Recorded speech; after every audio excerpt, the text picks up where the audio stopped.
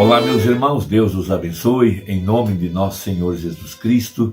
É uma grande honra para mim estar aqui para mais essa conversa, e hoje eu quero meditar em alguns parágrafos da mensagem Não Te Enviei Eu. O profeta prega uma série de mensagens muito importantes para entender a terceira etapa.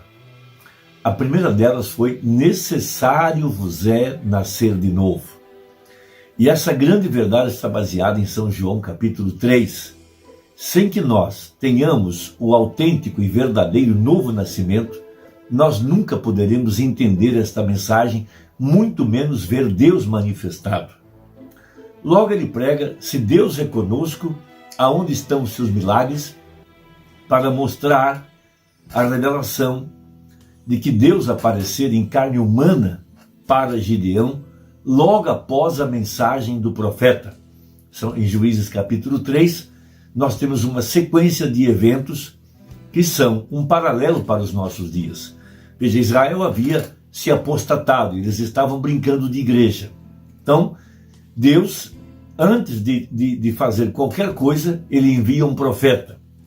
Amós 3,7. Certamente o Senhor Jeová não fará coisa alguma sem anunciar o seu segredo aos seus servos, os profetas. Então Israel, por 7 anos, sofreu nas mãos do inimigo. 7 anos é um paralelo às 7 eras da igreja.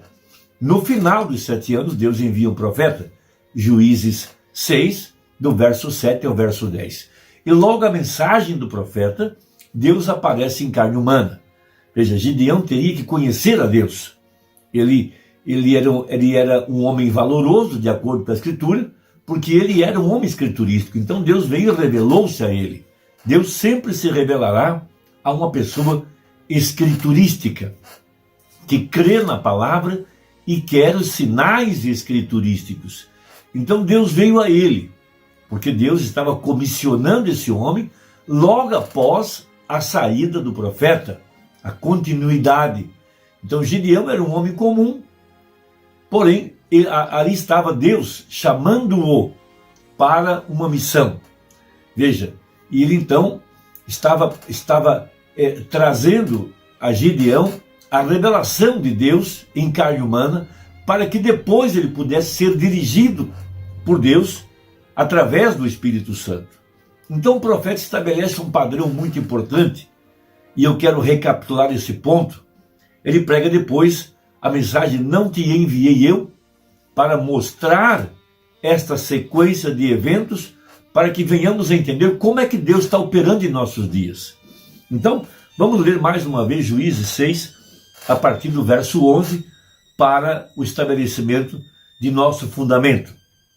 Então o anjo do Senhor veio e assentou-se debaixo do carvalho que está em Ofrá, que pertencia a Joás, a Biesrita, e Gideão, seu filho, estava malhando trigo no lagar, para o salvar dos midianitas. Então o anjo do Senhor lhe apareceu e lhe disse: o Senhor é contigo, varão valoroso. Veja, até esse momento, os olhos de Gideão estavam fechados para saber quem era aquele homem que estava na frente dele.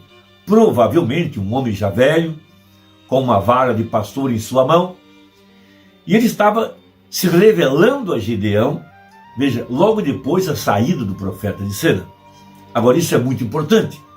A terceira etapa é para nós o conhecimento verdadeiro de quem Deus é e o que Ele está fazendo em nossos dias, a sua obra, a sua promessa, que Ele prometeu se manifestar nos dias da voz do sétimo anjo. Ele prometeu que momentos antes do fim do mundo Ele se manifestaria como Filho do Homem. Deus, através do ministério profético, porque Deus levantaria um profeta como Moisés.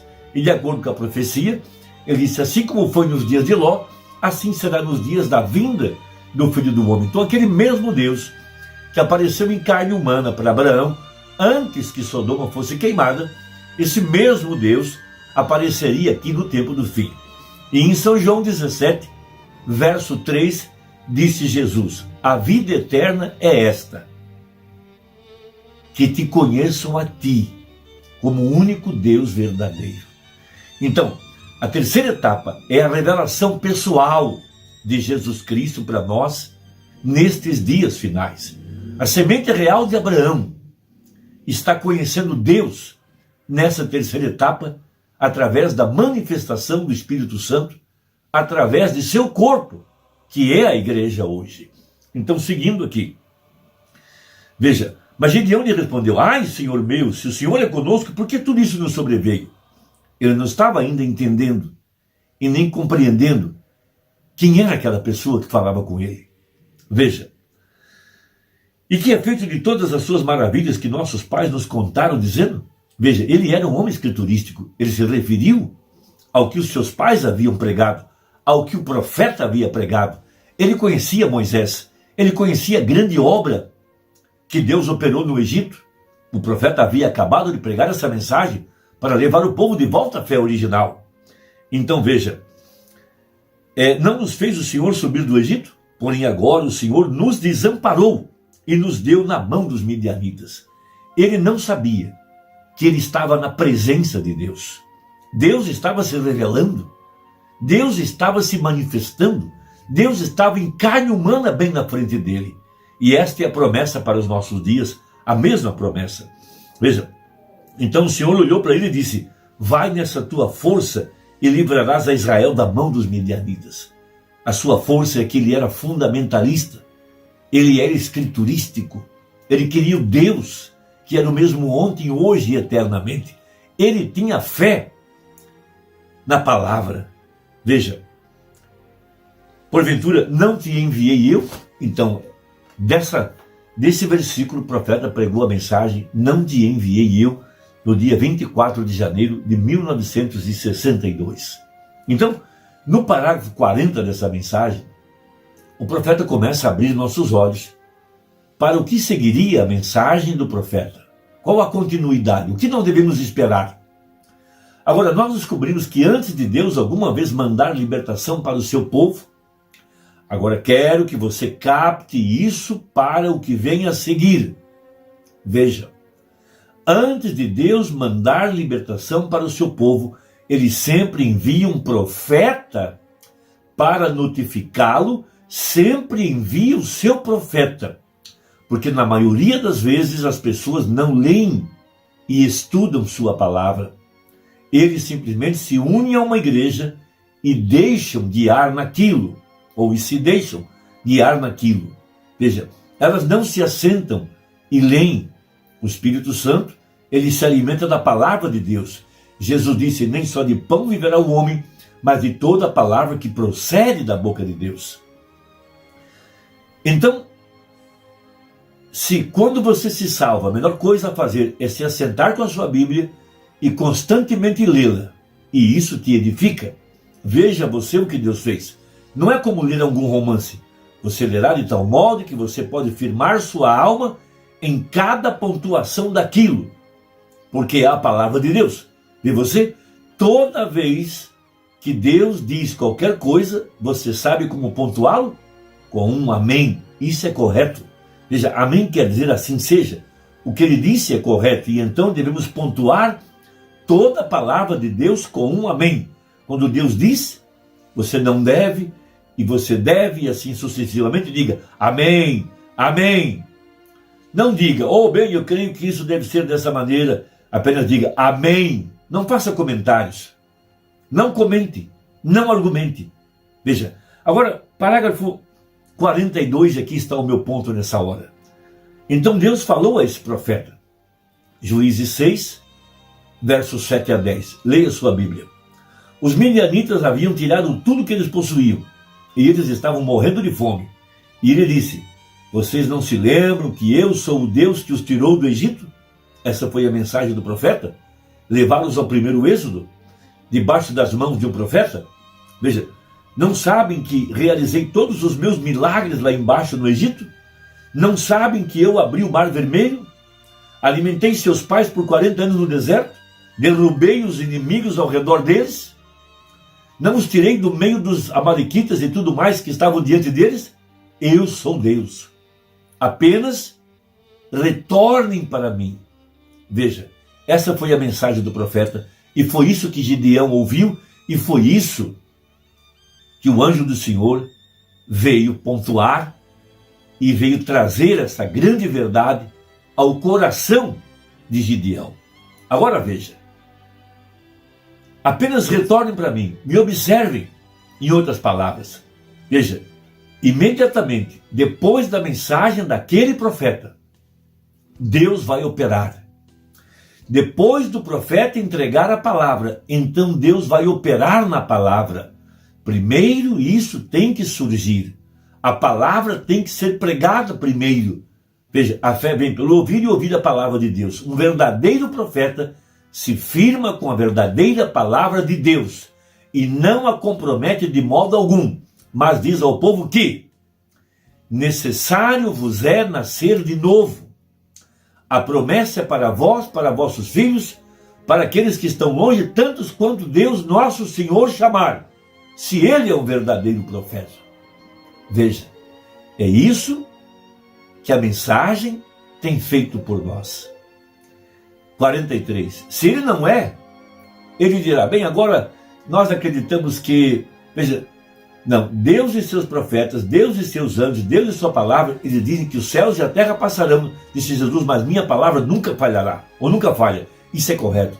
Se alguém adicionar ou retirar qualquer uma das palavras da profecia deste livro, o mesmo será retirado do livro da vida. Então veja, o profeta real e verdadeiro permanece com a palavra. E ele começou a lhes mostrar o que estava acontecendo.